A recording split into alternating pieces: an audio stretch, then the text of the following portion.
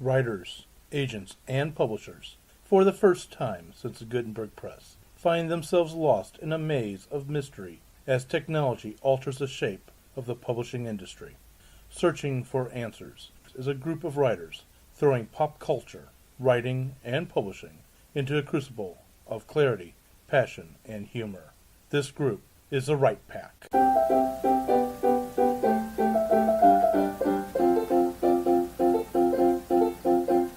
Welcome back to Write Pack Radio.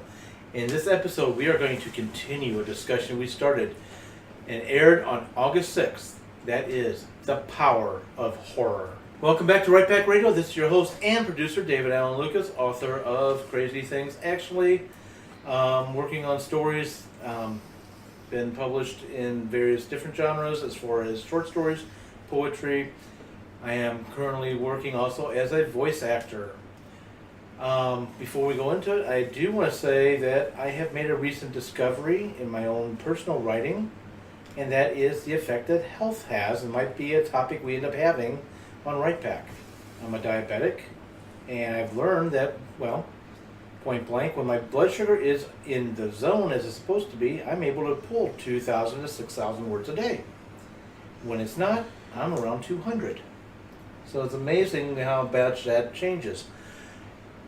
And on that note, let's go back around. I'm president of St. Louis Writers Guild, president of Winding Trails Media, your host and producer, and with me is my lovely co-host. Hi, I'm Kathleen Kayembe. I write a lot of speculative fiction and romance. My romance is under the pen name Gaseka and Vita. And when is this airing? This airs October the 15th. All right, well, keep an eye on Lightspeed Magazine. I'll be published there in November. Hooray! Excellent, yay! And I haven't been doing a lot of writing lately because I've been taking a class called Writing the Other, taught by Nisi Shaw and Kay Tempest Bradford, and it is marvelous and I highly recommend it. Excellent. You also will be able to be found at Contagion in St. Louis at the first weekend in November. Hey, Yay. come see me. Which, if you want to bring stuff to sell, it's technically my table, but you're welcome to bring some stuff if you want to. I'll bring myself. Okay, I won't sell you I though. don't sell myself. You're too precious to me. No one could afford you. I would probably sell myself short. Just don't sell your soul there. Considering we are going to talk about horror today, and with us also Continuing is on. My name is Chanel A. Chan. I write science fiction and fantasy and other stuffs.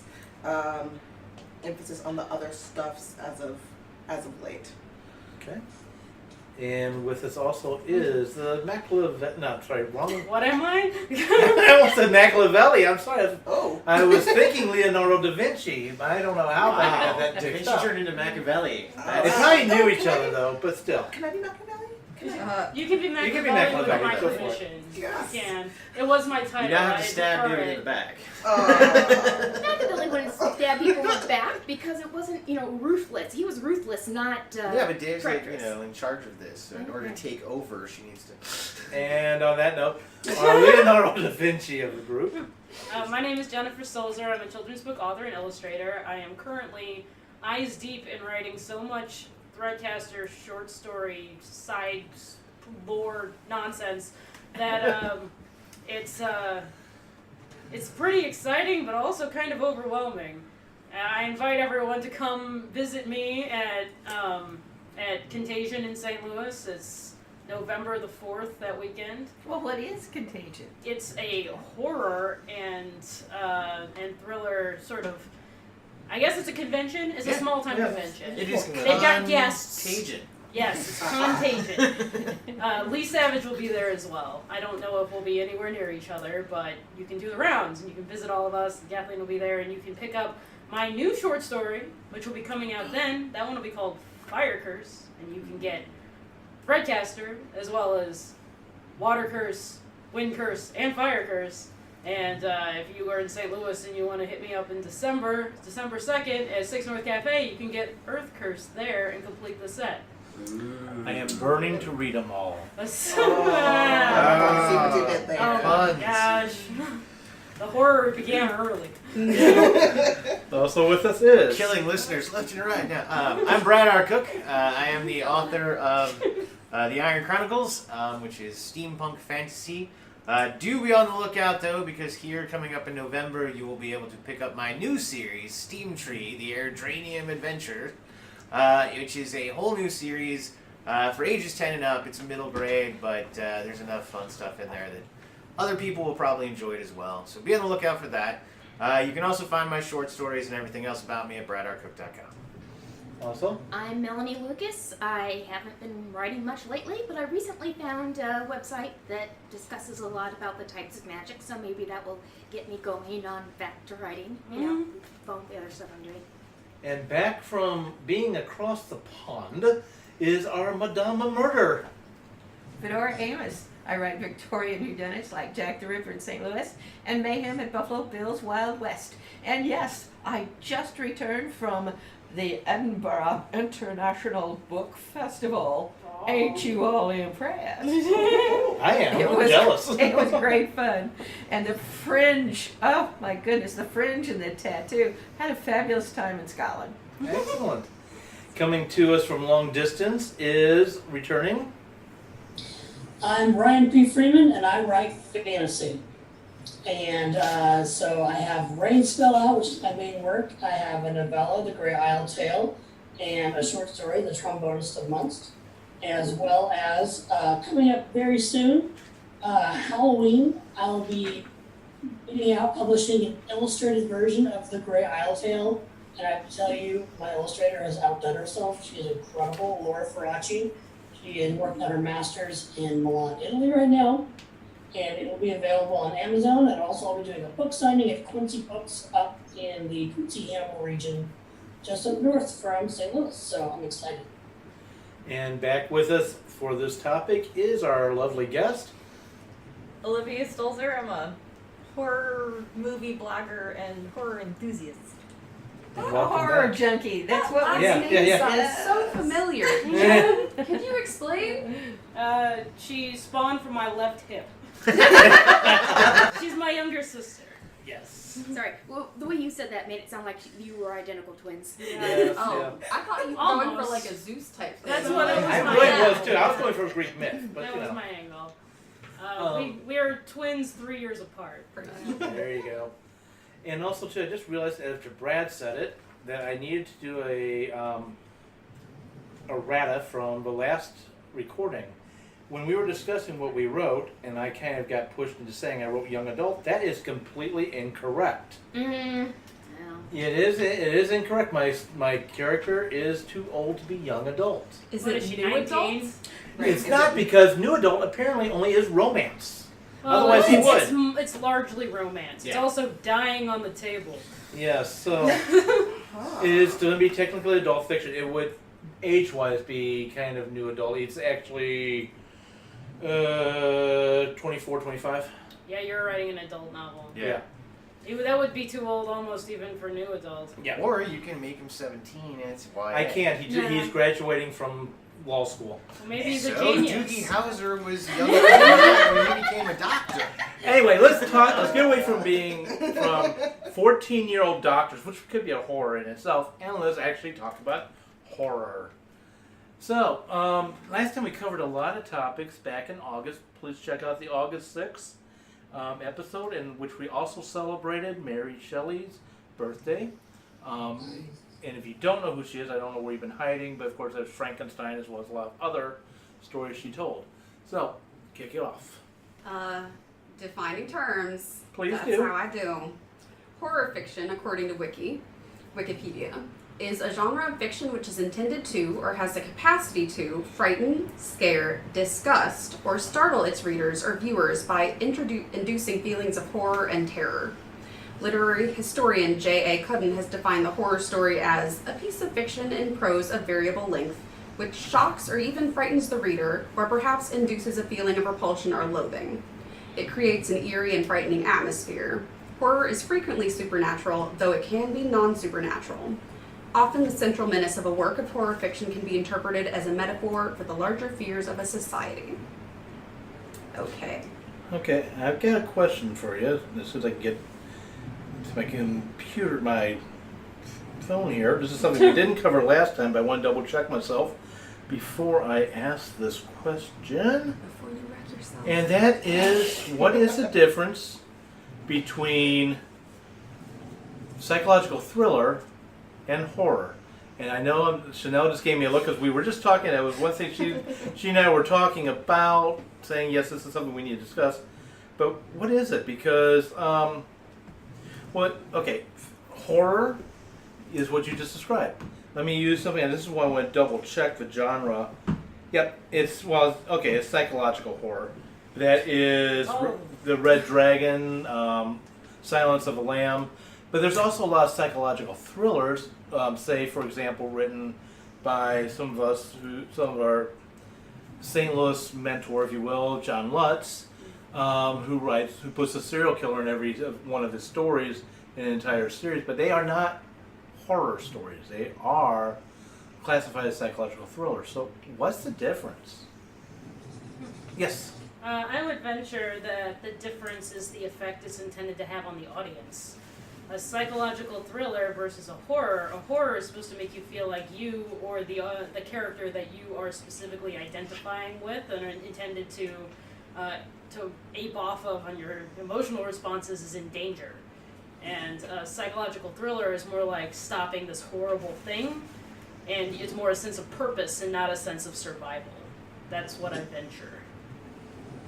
Okay. Any other thoughts on that? I mean, Alfred Hitchcock, I know we talk movies and we talk other things. Alfred Hitchcock always walked the lines between the two. I think that's an interesting point, the intended effect on the audience. And I think that what the intended effect on the audience is important, just talking about genre in general. Like, how much of it is supposed to be frightening or disgusting or surprising versus how much is supposed to be, I don't know, a mystery. Mm-hmm. Will determine whether what you're doing is a horror or a mystery primarily, like as its primary genre. But when we talked about it before, one of the things we had talked about was all along the lines of what you said, were like the survival being the core of a story versus in Poe's The Telltale Heart, which is a very psychological horror where we're not worried he's going to die.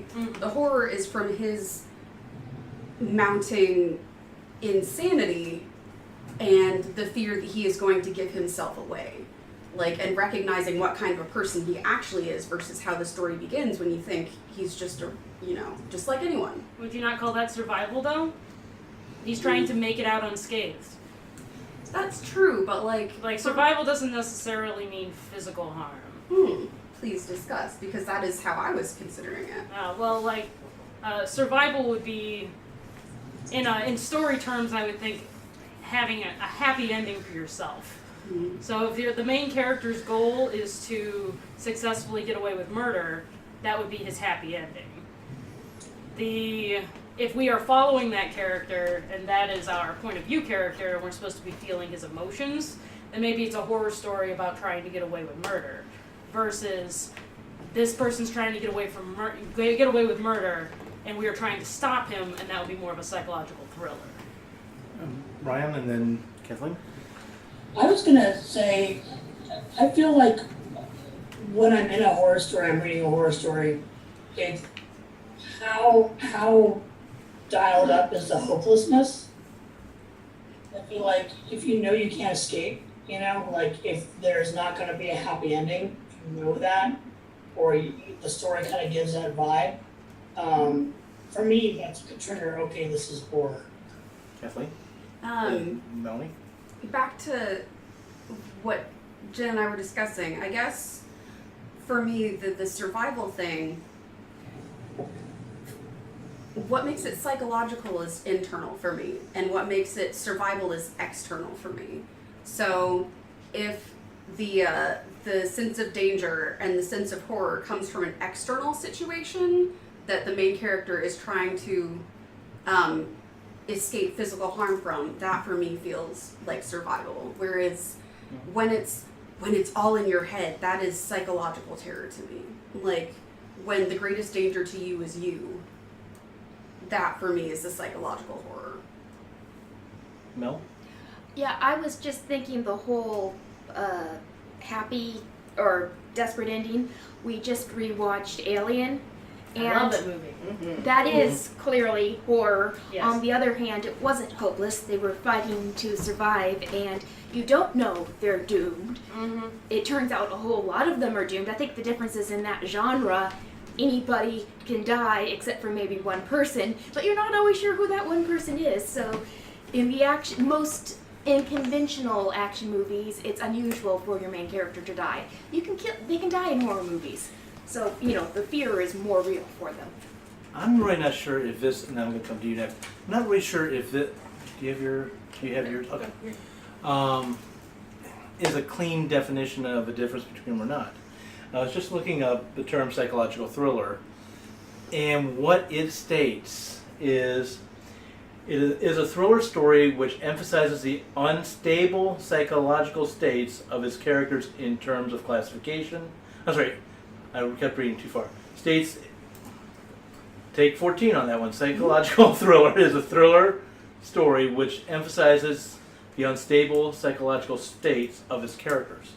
But yet, I would say that it also can apply straight to horror, because you've got depending on the type of, lack of a word, monster.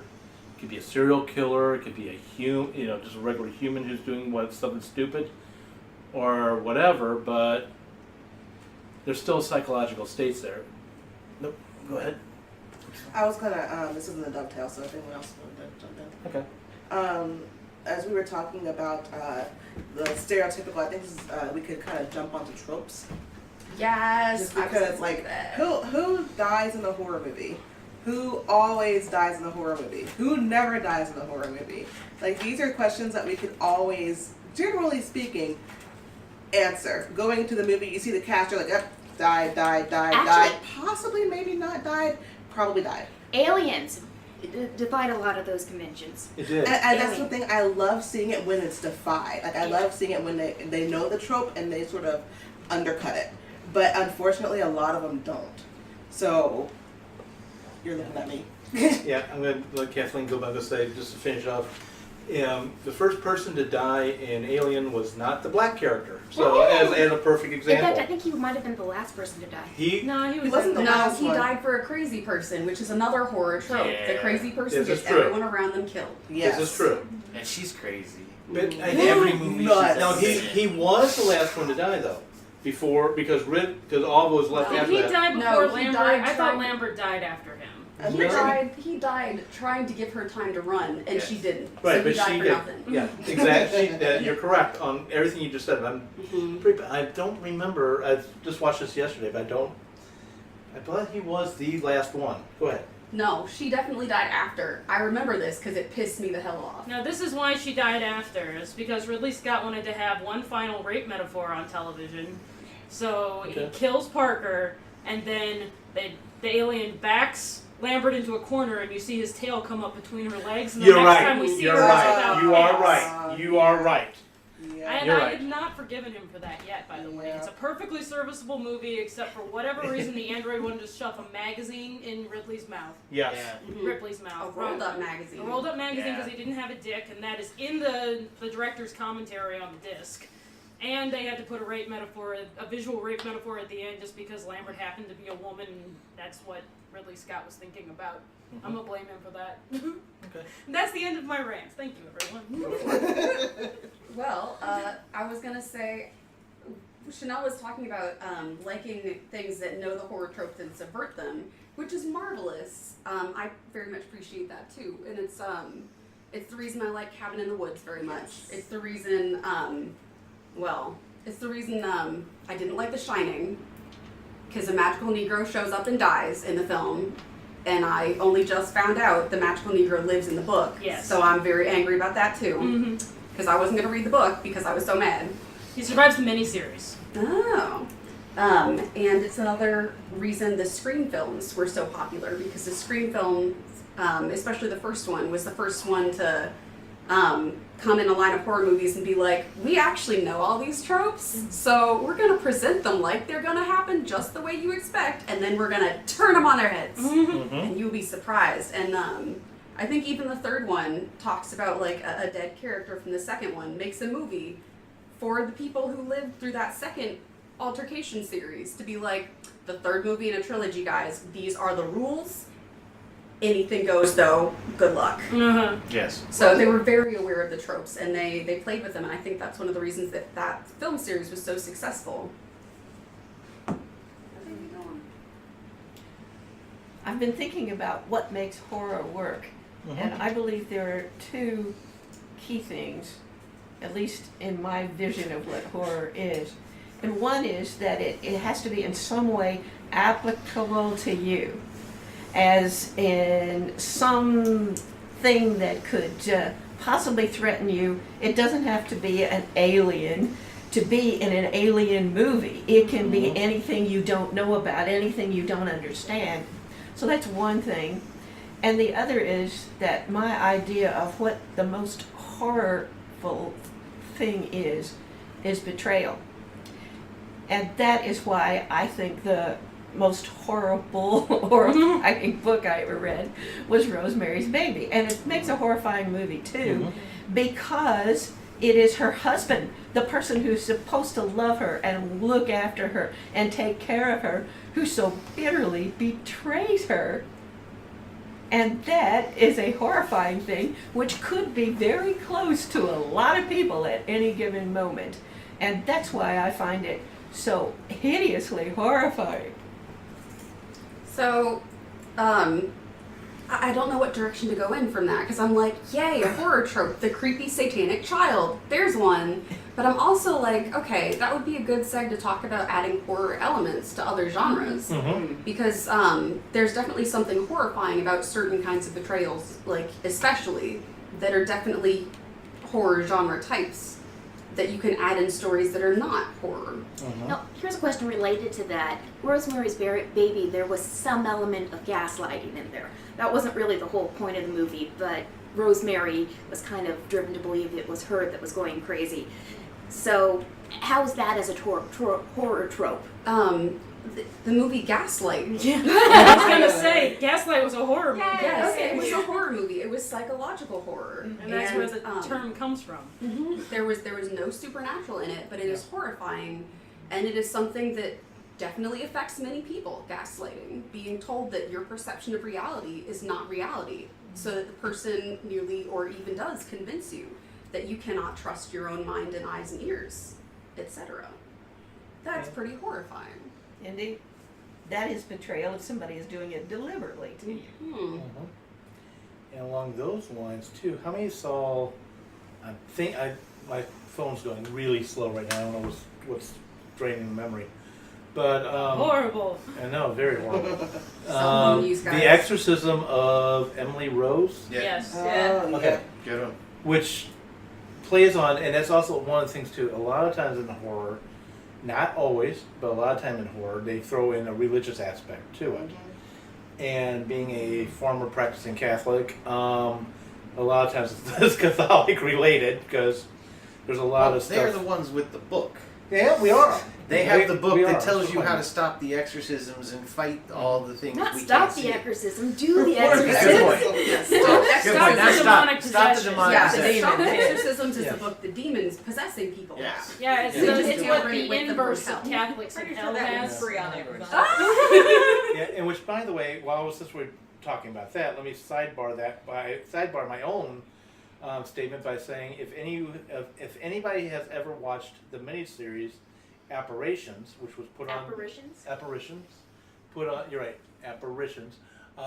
on in Britain, and you're able to get DVDs here. It is about an exorcist who is facing a bunch of demons.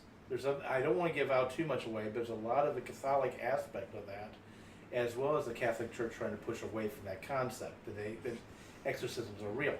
Which leads me back to the thing on Emily Rose. Is that entire movie hinged on the question mark of, is this a mental health issue that we're dealing with, or was this a possession? And I think that kind of went back and forth. Jen, or you're being dovetailed, so Kathleen, go ahead. Just for those of you who write things, which presumably is most listeners that are listening to this podcast. I think almost everybody. There is certainly a trope of psychological illness being horrific in fiction of all sorts. And just be aware that there are people who do have actual mental disorders that line up with what you're giving to your psycho killers or your, crazy religious mothers or whatever else you do. And when you vilify an entire group who has a real psychological illness, often you're not even doing the illness right. So just do your research and remember that it is a trope to make the bad guy psychotic in some way that is diagnosable. And don't always do that. It's kind of rude. Well, you make them psychopaths, but other than that. But like schizophrenia equals serial killer? No. Try it. Yeah. Truth. And by the way, psychopaths are no longer considered a single diagnosis of a DMV5. Yeah. Bringing up exorcism brings up a question that I wanted to pose to the group in terms of writing horror, writing stories that are supposed to scare. The problem with writing horror often is that people rely on the same tricks and then everyone gets desensitized to it. Exorcism leads me to, of course, The Exorcist. I've heard The Exorcist, the first movie, is often at the top of people's lists for scariest movies of all time. And The Exorcist 2 is often at the top of the list for people's biggest failures of being a scary movie, laughably bad of all time. It is so bad. So I wanted to take a moment to compare and contrast these two movies, these two styles of horror making, and just for people, and not even people who I guess I'm relying on everyone having seen both movies, and I have to confess that I have not seen both movies in their entirety. I have. So just thoughts on things observed, whether in those two or not, but where you can fail at writing horror or you succeed at writing horror. And before I call on everyone else, let me just caveat a little bit of information for our listeners and then for the people around the table. The original Exorcist is based on what was supposed to be a real event that occurred here in St. Louis. Don't say it was supposed to be. It is is based on a based- real it event is. that happened here in St. Louis. When I say let me rephrase. Let me explain why it's supposed to be. There are some people who don't believe in that. That's why. Wrong. Well, Well, it's- that's fine. I'm just saying It's it for that very purpose. different. The story it's based on and the movie that came out of it are very different. Yes. Being inspired by something doesn't necessarily mean you're writing a textbook on the event. They're very, very different. But the fact was, the book was inspired by an event that happened in St. Louis, and the sequel was not. Right. Yes. And there is, and I'll say this off mic, the actual name, if people don't know it. There is a famous author here in St. Louis who is the niece of the priest who did the exorcism, and she refuses to go into that house. And it's not exactly a secret. She got on cable TV Yeah, and but admitted I'm just not going to share it out loud. Can One of you y'all two. just, because I have not seen The Exorcist Yeah. for personal no Yeah, reasons, and I don't even know the plot of Exorcist 2, so could you? In Exorcist 2, James Earl Jones vomits locusts at you while screaming like a panther. Okay. Yeah, I forgot So- about that part. Yeah. The reason why The Exorcist is probably on the top of everyone's list of favorite horror movies is because it follows pretty faithfully the story. And when I say that, I mean that the sense that there was an actual exorcism that was performed, the amount of time it took, it was a daily struggle, the fight that went on for, in reality, what was a young boy's soul, and the movie is a young girl's soul. Right.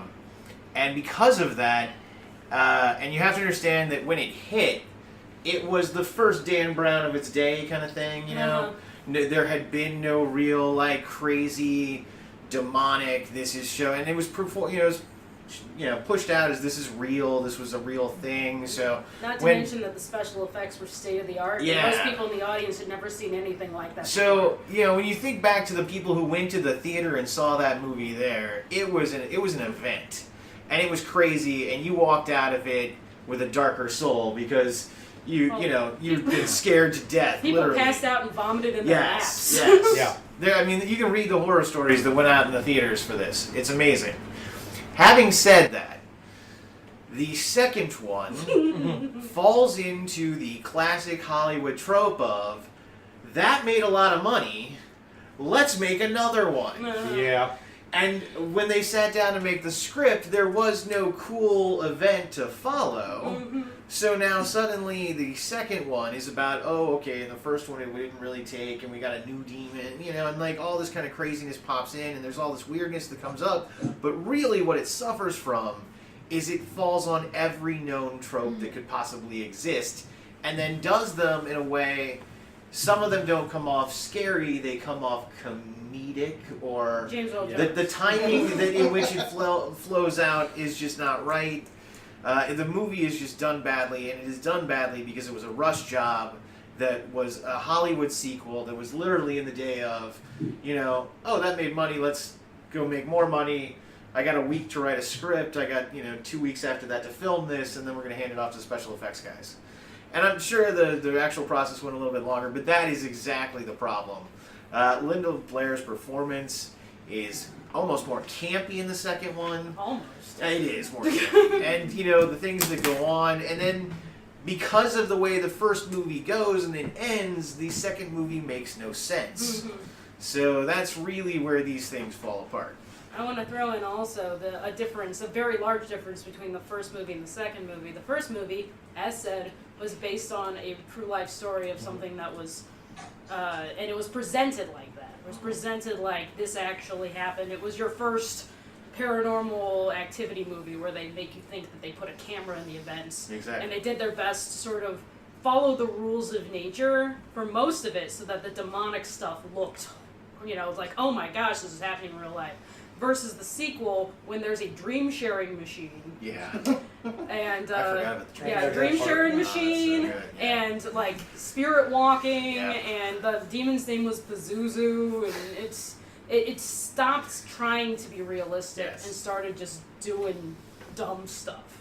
Suspense of disbelief. The suspense of disbelief was completely failed. Yeah, it tried to switch over more to like the Hellraiser types or the Yeah. weird like, because at that point we're now in the later 70s, early 80s when all these like crazier horror movies are starting to roll out, and it just did not capture the essence of the first one. I just thought that it was stupid. Which one? Any of them.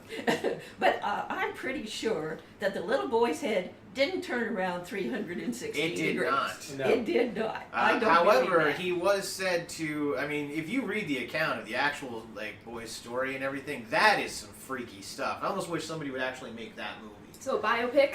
Yeah, because that, I mean, it is some of the freakiest stuff that you'll hear about, what the boy actually did, what he actually said, the way he would contort himself, the way he'd break his own bones and stuff, just crazy stuff. So yeah, if you want to read some really freaky stuff, I highly recommend checking into the actual story of that. And then the other one is Emily Rose. That is another good one that if you go into the actual documentation of the actual event, there is some freaky stuff that happened. Mm-hmm. I think it brings us all to one rather important point, and I'd like to mention this interview of John Lithgow, who has done all kinds of different One of my movies. favorite actors. Absolutely. He says, the essence of comedy, drama, and horror is surprise. Yeah. There's a real thrill in scaring the daylights out of people. I've done film scenes that were absolutely hair-raising, and yet they had all the elements of comedy. And we roared with laughter at the end of every take. Mm-hmm. Because there is such a fine line. Drama, horror, comedy, even adventure are all really the same thing because we're dealing with people's high emotions. And if you go just a half a step over the line, you get comedy. Yes. Yeah. It's glorious, wonderful comedy. Yes. It can be, It can or be. it can be just really campy and stupid. Well, that's often the comedy. That was like it. I forgot. I laughed in the Yes. theater. Yeah. Someone Yeah. else was laughing.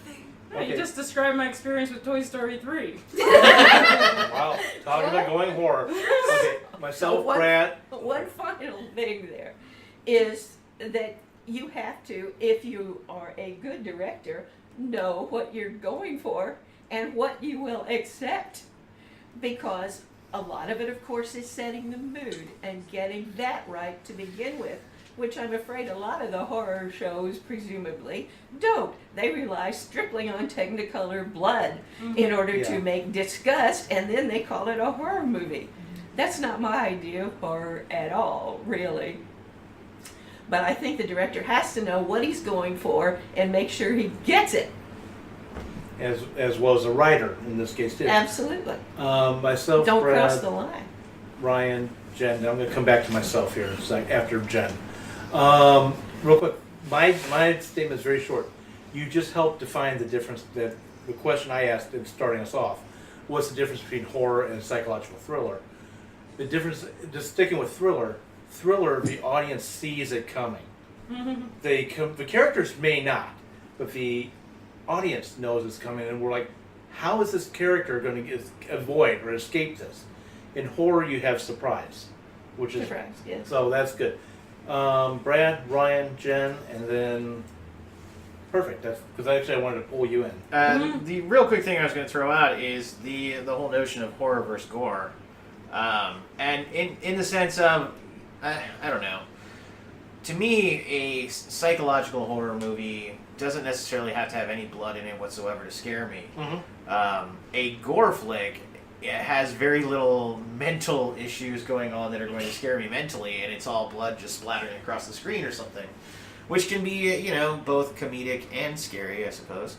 But, to that end, I would say that there is that difference between, straight gore, and then, which I think is what you were talking about, and then something that I think Hollywood falls back on too much, would you say, is the gore factor. Well, there's an emerging, I guess it's already emerged, alternate term for that, separating it from horror and calling it splatterpunk. Yeah.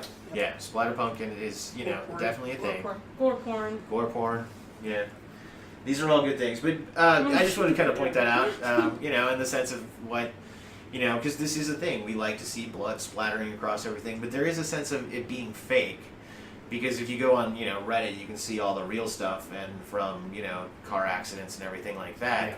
We don't pull that kind of stuff in there. I mean, I remember in Driver's Ed watching blood on the asphalt, which, for anyone who did not have to be tortured through, Driver's Ed back in like the 90s and stuff, or before in the 70s, it was a splatter porn movie about,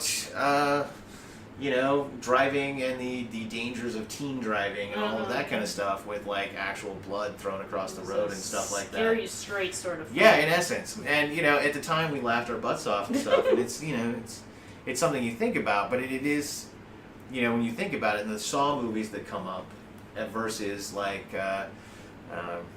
something like, well, I guess it still has the gore factor. How about Get Out? Get Out was a great Get horror Out, movie yes. that had a very limited gore element to it. When it showed you gore, it intended for you to be horrified by something that felt very could happen to you body thing. And it wasn't like 50 million gallons of blood spewing out of someone's wound. But by Saw 1, gore is scary. Saw 5, gore is exhausting. Yeah, that's good. Barely laughable at some points. Right, Ryan. Okay, you got Dovetail, then Ryan, and then Jen.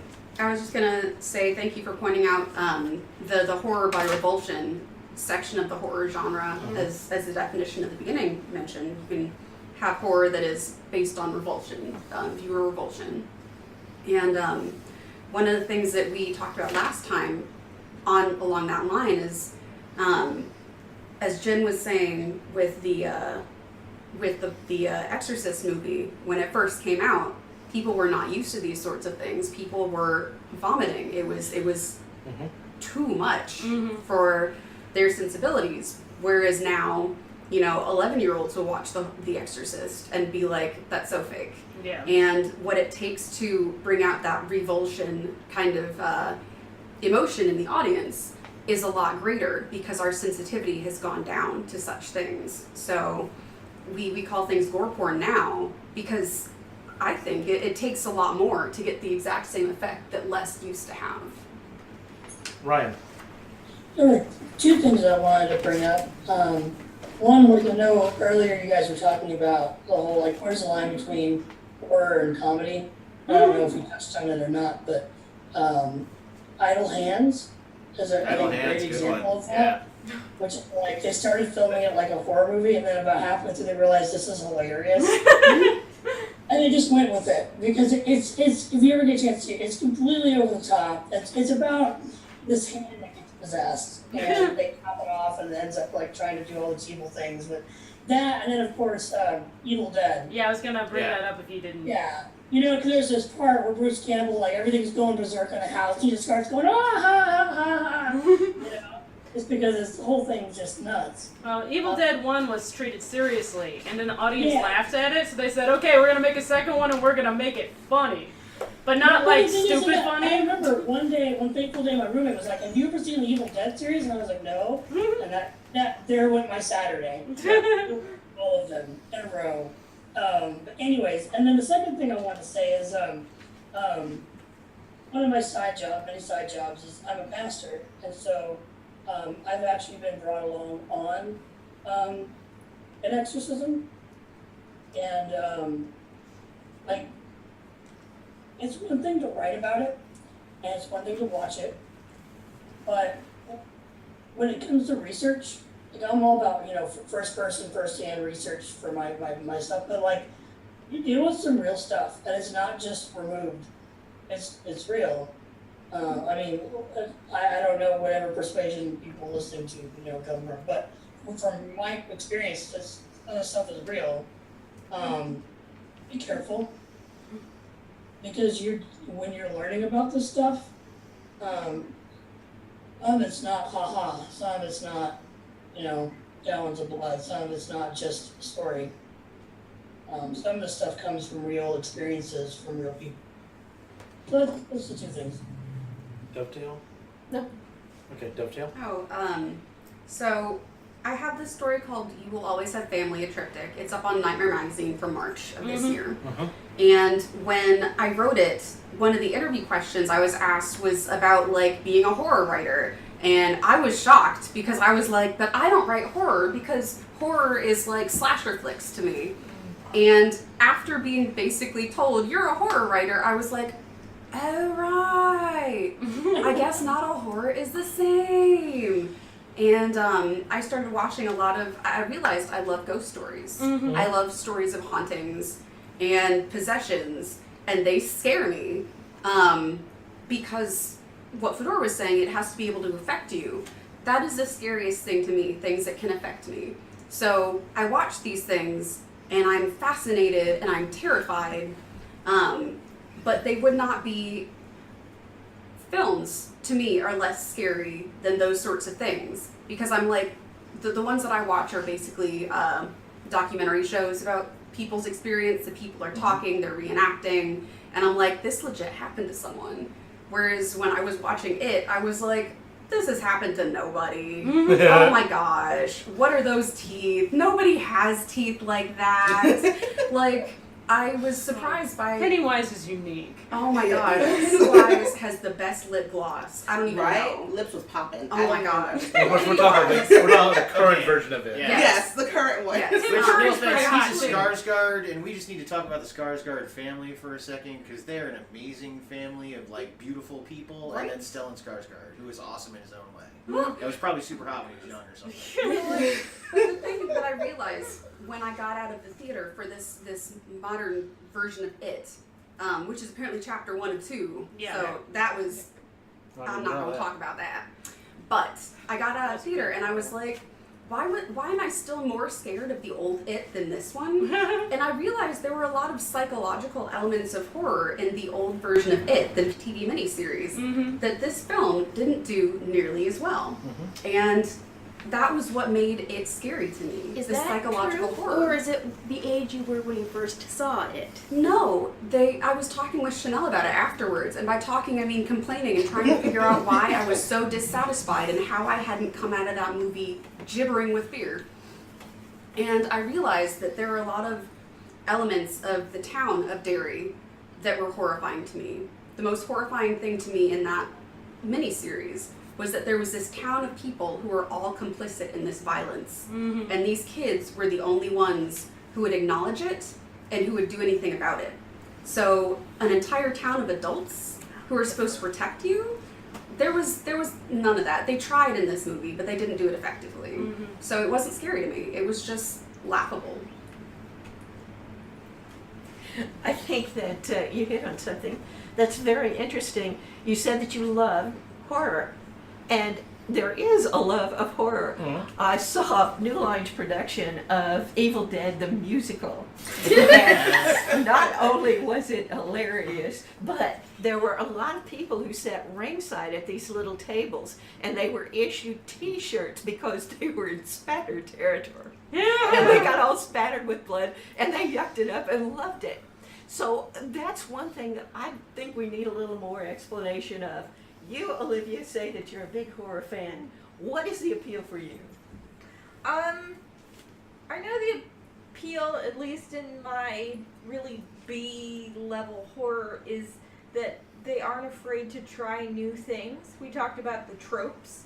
A lot of the big box office movies lean on those. That's why you have websites like doesthedogdie.com. People are tired of seeing these things. By the way, the cat survives an alien. If I watch another movie that starts with the family having moved because they had a child die and now the mom is slightly unhinged, that trope I'm so tired of seeing. But in lesser movies, I think because they don't have the need to put butts in seats, they're more willing to try fascinating and different things to be scary, which I think is part of what Kathleen feels from seeing the first-hand accounts, because a lot of the first-hand accounts, there are things that happen that make absolutely no sense, and in that way they're somewhat terrifying. So when you put that in a movie, bigger productions everything has to lead to an ending, but sometimes the terrifying thing is that you walk in and all the furniture's stacked on the table, and no one knows why or when it happened. And it's possible, and that's just scary.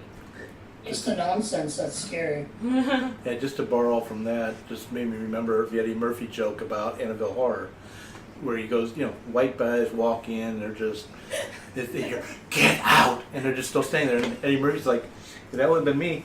Get out! Oh yeah, goodbye! I'm gone! Sorry, we can't stay. Sorry.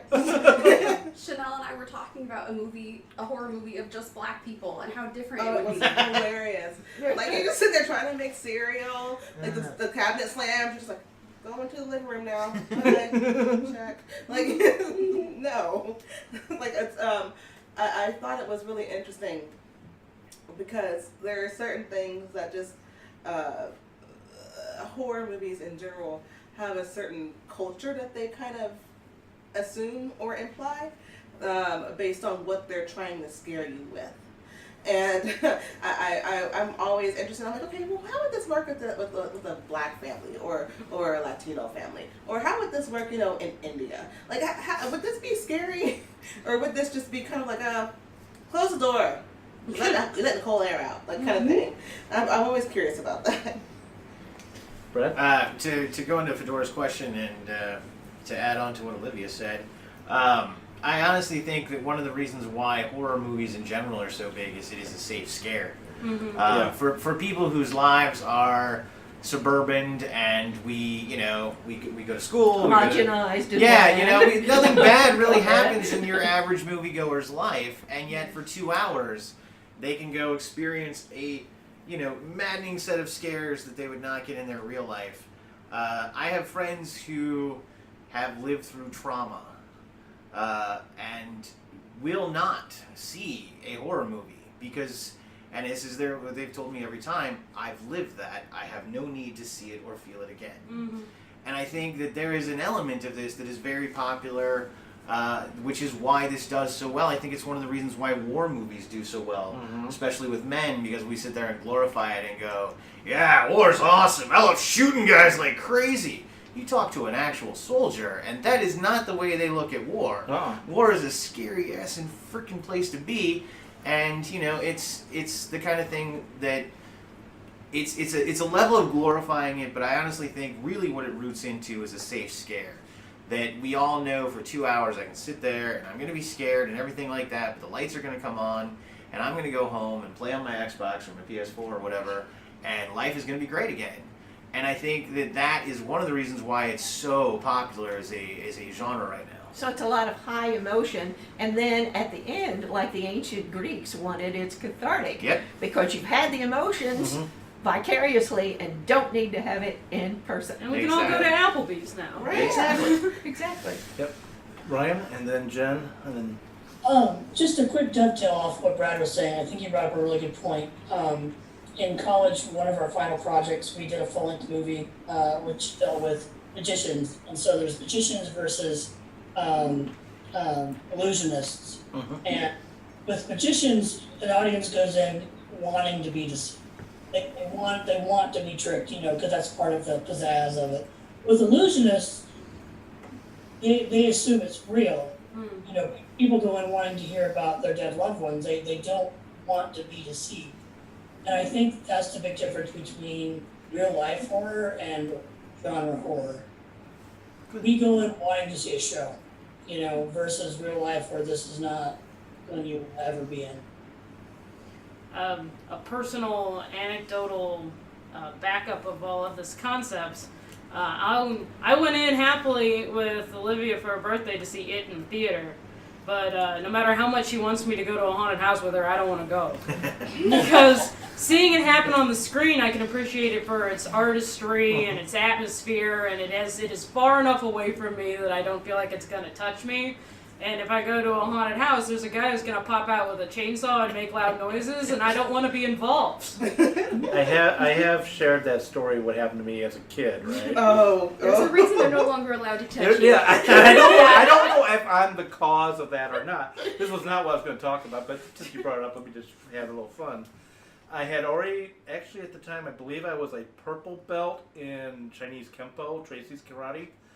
And we were going through the haunted house and Six Flags. So this is not a real horror place. That was jumpy enough. Well, we get through it, and at the very end, there's this cardboard grandfather clock. And out of that, this guy reaches out and grabs me on the shoulder. Big ass mistake. I reacted by pinning his hand on my shoulder, wrapping my arm around his arm, and pulling him hard into the prop, and you hear this big thud. In fact, to the point, my dad, who was with me, looks in and goes, "Are you okay?" And you see the guy rubbing his nose, like, "Yeah, I think so." So I'll say boo next time. Thanks for the warning, child. What can I say? Anyway, there's one kind of horror we've talked about, but we haven't talked about. And I'm going to use my favorite movie/TV series to talk about it. It was made first into a movie, and the guy behind it wasn't as happy with the movie as he wanted to be, so he made an entire TV series that became a cult favorite. Buffy, the Vampire Slayer. A lot of it, I never really thought it played with all the tropes of horror, but I never saw it as something scary to myself. I saw it more as comedy, but it also did this. You actually made me think of it, Fedora, when you're talking about a musical, because there's an entire musical episode. Yes. Once more time with feeling. Once more with feeling. Yeah, once more with feeling. Thank you.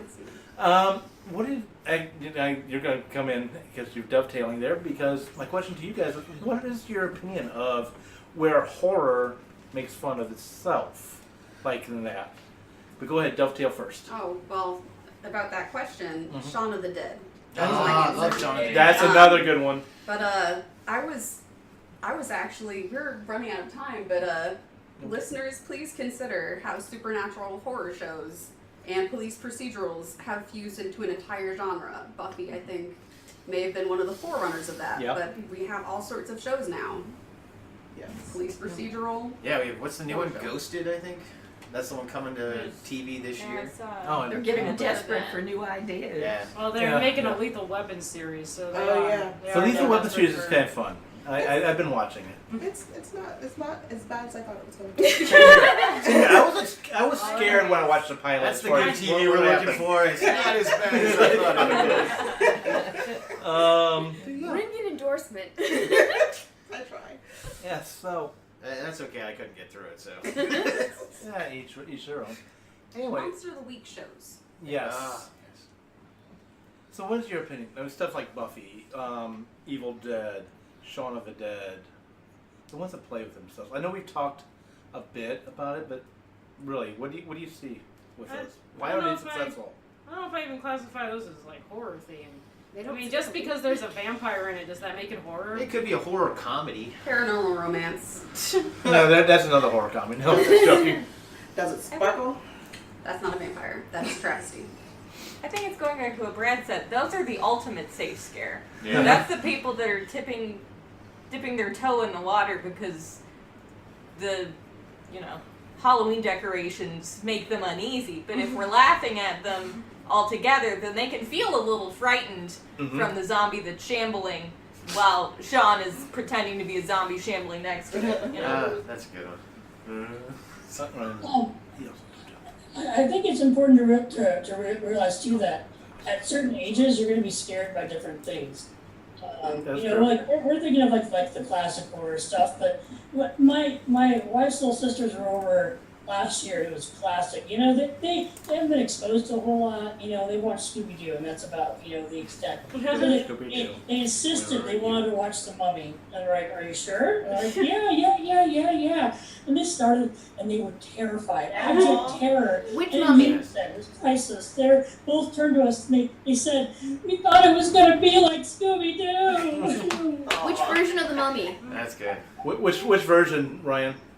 Which- The one in the 90s. Brendan Okay. Fraser. Yay! The fun one. Go ahead, Jen. I'm sorry, and then I Um, want to ask you a better question. Go ahead. I was going to sort of add another anecdotal Cool. whatever in response to Olivia and with sort of the gateway scare. Mm-hmm. There are a lot of great gateway movies to get people in. Meredith Tate, who was on the first season of this show, when she moved to St. Louis, she was absolutely terrified of tornadoes Mm-hmm. because everyone in New Hampshire was terrified of tornadoes and assumed that we were hiding in our basements all summer. And then I invited everyone over for a bonfire for my birthday, which is in tornado season. And a tornado warning was up, and she was super nervous. But we were all sitting around the fire, and we were 100% not nervous. Because it was not scary to us anymore. We knew that if something really scary was, like, if we were going to actually get this tornado coming to us, there were several layers of being warned before we should hide in the basement. And if, not to, listeners, if there was a tornado up the street, we would know to hide in the basement because Right. we've been exposed to it. But gateway scare, Meredith then knew when not to be scared when she was at home alone with her husband when there was a tornado warning. She knew that the sirens went off and it was a county over, and you should be watching the maps to make sure the storm isn't on top of you. And when she got back to New Hampshire, she was able to brag to her friends about how not scary a tornado warning is and where they should start being, worried about it, because she had a safe place in our group of friends to sort of learn about this thing that previously was terrifying to her. So there's this example of that. Okay, coming in here from not Tornado Alley, this crap is terrifying. I do this. Because, I was at work and they were literally, the sirens went off and I'm like, okay, do we go home now? What happens? And they was like, you go back to work. And I'm like, no. The sirens went off. And they're like, go back to work. And I was like, I don't understand. So, You go to the window and watch. Yeah. Can I be underground right now, please? Because at home you have hurricanes, so you have warning, and you can pack up and leave. And don't get that. I don't understand how y'all operate. Can someone make a horror movie about Capitalism. It's called That's why Twister. tornado In death. Twister, the tornado's coming because it roars like a lion. Yeah. You get away You're with not, a and cow. she's not joking about that. I've actually been in the winds of a tornado, not actually in a tornado itself, but it was going Really? through. Well, they're fun. You should be on one. Well, Everyone should be in a tornado. and it was funny. The least scared of all. I'm going with what Chanel was talking about. You work, and everybody knows this. It's in tornado area. You go back to work. Well, I worked for Boy Scouts at the time, and we had a tornado coming through the camp area. Yeah, we're fine. And what happened is we had to get all the kids, which this was a Weeble camp, so you're talking about age 10. All the kids had to get safe into the stone pavilion, the brick pavilion, and all of us camp counselors had to go out to the campsites and make sure the equipment was safe, and we were out in that with this tornado going through. The winds were powerful enough. There was a friend of mine back then. This was the year which they introduced the staff by saying, "Will all the Davids please rise?" Now to introduce all the rest of the staff. So one of my friends, David, who was literally over 300 pounds, was holding onto a flagpole on his campsite, and he was horizontal. Oh, wow. So with that, That is when you need to be in the basement. Yeah. That is a sign. that's the sign. That real danger is happening. That And is- fear is appropriate. The real Yes. danger in that case was capitalism, because they were more worried about their equipment than about their counselors. Well, we're not going political here, but I don't Yeah, know. that's Especially since about we're right. over an I hour. don't know. I do want to see a capitalism horror movie. Okay. That's not my life. but I do want to ask a question, Brad. Very I know you've excited. got your hand up, so I'm going to let you go after I ask the question, even though you won't be answering it. Please name your favorite. We're going to go around here. Favorite either horror novel or horror. Well, short stories can be fun in there too, or horror movie. Brad, go ahead. And Okay. while people think. First thing that I was going to throw out is something Ryan brought up, which is the whole notion of the way in which things scare and change us. Back in the 60s, Alfred Hitchcock's Psycho made people stop taking showers. Literally, people stopped taking showers. My mom That was the down on whole it, I'm thing. told. But nowadays, the notion of just having that notion, it was not scary. No one would be scared of that. No. So it is something that changes, and this is why we have to keep pushing everything. To answer your question, though, and I answered this in the last episode, I have not seen the new one, so I'm not going to try and put anything on that, but it is actually one of the scariest books I've ever read. And that's because it brings in all the weird psychological stuff with the town, all the horror stuff with like what the clown actually does to people, and then the clown itself, which plays on that weird like Fear of you clowns. know, demons and clowns. Yeah, he's not just a clown. He's No. several layers deeper than a clown. Oh yeah. Yeah, and the fact that they put that movie out 27 years after the original movie just bugs the On crap out of me. It's like, purpose. no, Why would we you are do that? creating Pennywise. On No. purpose. I know it's not right. Don't create a demon. Okay, everyone else now. Okay. Let's go with my co-host. It was a good book, but I have to say, like, And Then There Were None has been grandfathered into #1 position. I find that I'm more susceptible to horror if I'm reading it as fiction than I am if I'm seeing it. Because fiction Yeah, I've allows been me reading it. a lot of Yeah. experiential enjoyment of things. Are you some talking about the things- Agatha Christie? Yes, And Then There Were Okay. None. Okay. So that was horrifying to me.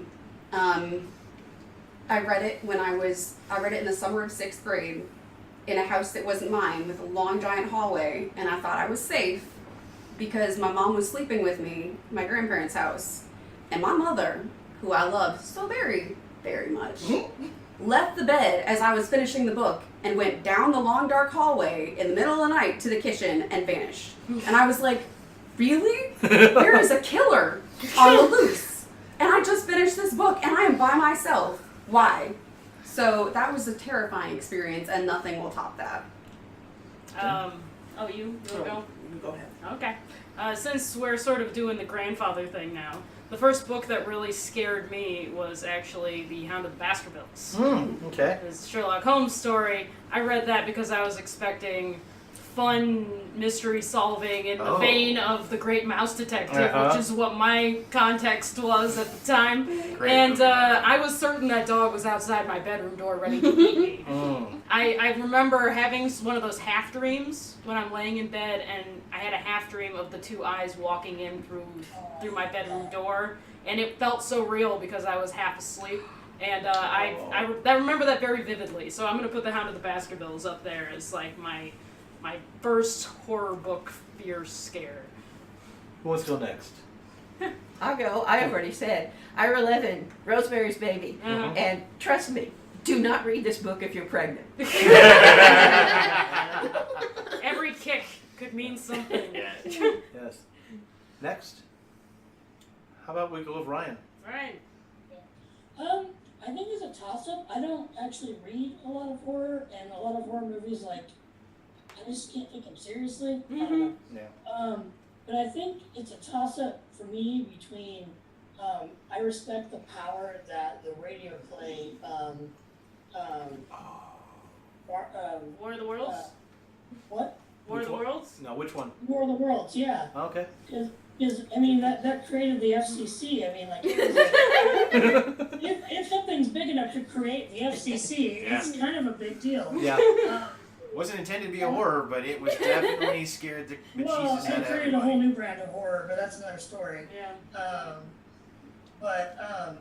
Because I mean, that actually gripped the country, you know, in reality. It really I don't know, did. I guess I have like a reality call thing that a with mockumentary? horror, and so I think It was a mockumentary. Yeah, it started the mockumentaries.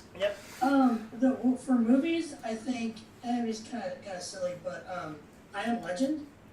Okay. Yay! And I Am Legend scared me because like somehow the realism factor of it got me. You know, the idea of a vaccine for cancer. It's not just like some like made up virus, you know, with monkeys or whatever, you know. It's like something that sounds really plausible. And then like, you know, when he's driving through, you know, the remnants of New York City, like it's not like a post-apocalyptic New York City. It's not, you know, yada yada yada. It's very, this just happened in New York City, you know.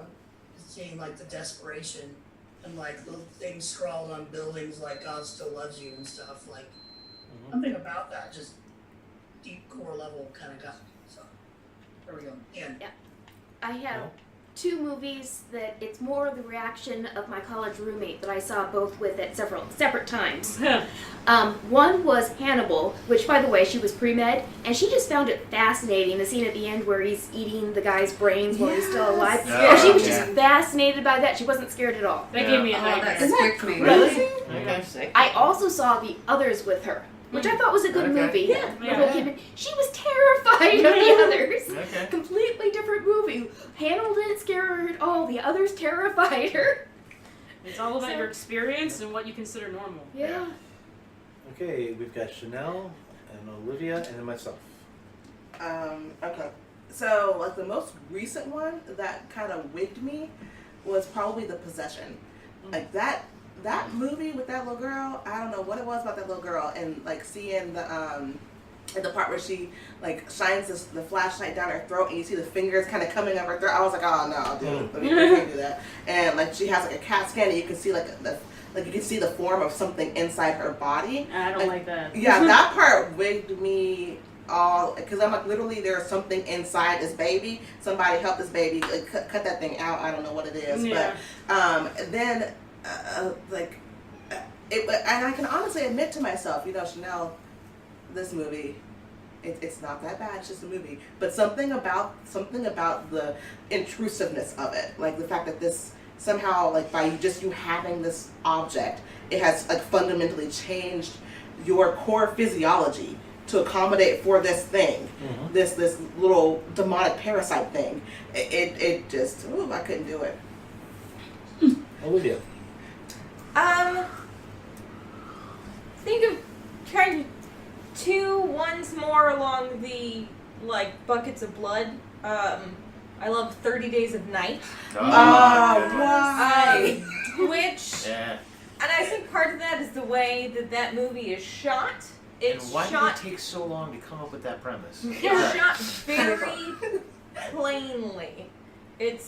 There are like scenes when they're in the house, they're getting ready to eat people. These people are screaming, and we're just sitting there with the camera on them, like we were in the room watching. There's no great cinematography going on. The plainness of it really makes the vampires feel more legitimate instead of something fanciful. And then another one that I love, which is Stephen King, is Secret Window.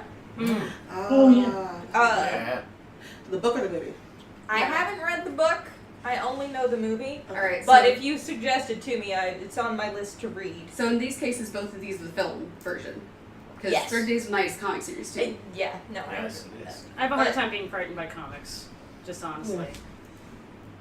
So Secret Window. Yeah, Secret Window. That goes more with the psychological thriller. Right. The mental games, Yeah. you're trying to figure it out, and then you're subverted at the end that you're... You are your own worst enemy. You're hunting for the villain all the time with the hero, who then turns out to be... So, thanks to Ryan, I Corn. get to shoot Corn. three of these real fast because you brought up audio drama.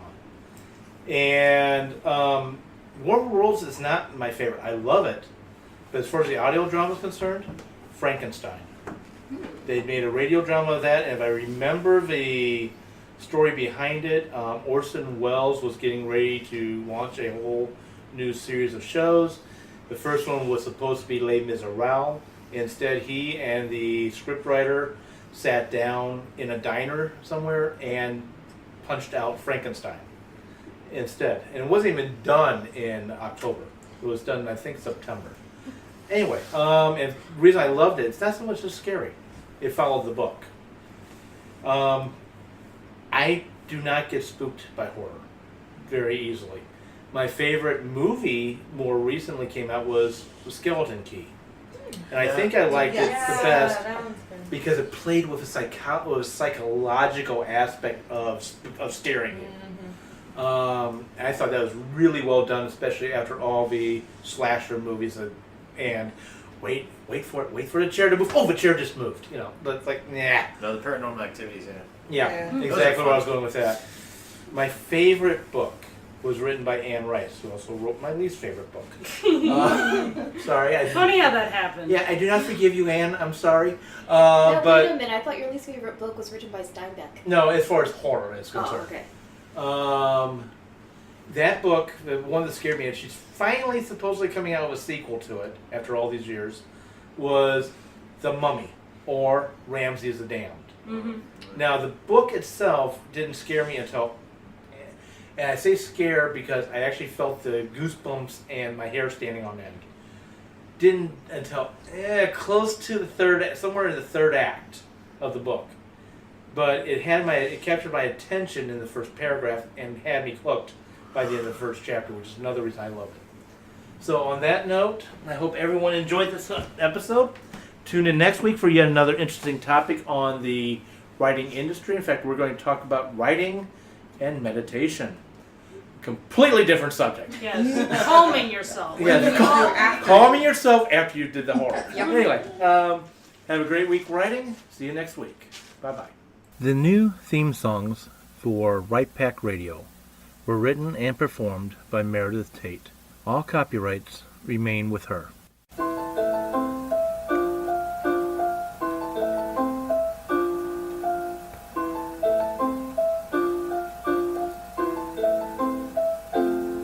Writers, agents, and publishers, for the first time since the Gutenberg Press, find themselves lost in a maze of mystery as technology alters the shape of the publishing industry.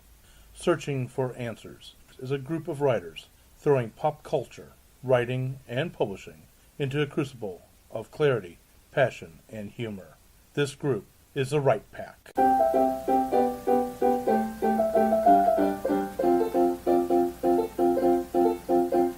Welcome back to Right Pack Radio. In this episode, we are going to continue a discussion we started and aired on August 6th. That is the power of horror. Welcome back to Right Pack Radio. This is your host and producer, David Allen Lucas, author of Crazy Things. Actually, working on stories